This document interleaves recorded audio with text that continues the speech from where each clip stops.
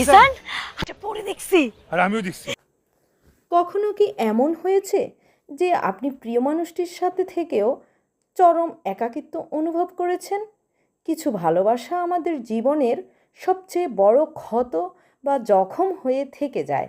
বন্ধুরা, আজ আমরা কথা বলবো তৌসিফ মাহবুব এবং তানজিম সাইয়ারা তটিনীর এই সময়ের আলোচিত নাটক জখম নিয়ে।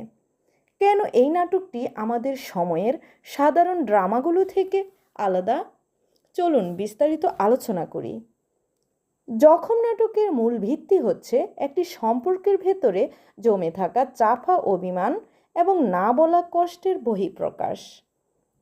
এখানে পরিচালক ইমরাউল রাফাত দেখিয়েছেন যে ভালোবাসা মানেই সবসময় আনন্দ নয়, কখনো কখনো এটি এক নীরব যুদ্ধ।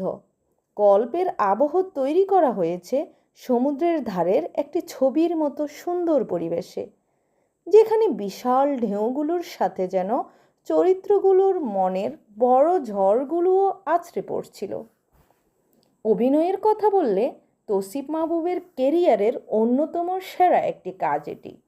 তার শান্ত কিন্তু গভীর অভিব্যক্তির অভিনয় আপনাকে মুগ্ধ করবেই। আর তটিনী, যিনি বর্তমান প্রজন্মের দর্শকদের প্রিয় মুখ, তিনি প্রতিটি দৃশ্যে ছিলেন অসাধারণ। তার চোখের জল আর আবেগী সংলাপগুলো নাটকটিতে অন্যরকম প্রাণ সঞ্চার করেছে। তাদের দুজনের অন স্ক্রিন কেমিস্ট্রি এতটাই রিয়েলিস্টিক ছিল যে দর্শকদের মনে হবে না তারা কেবল একটি নাটক দেখছেন। এই নাটকের বিশেষত্ব হলো এর মেকিং এবং সিনেমাটোগ্রাফি।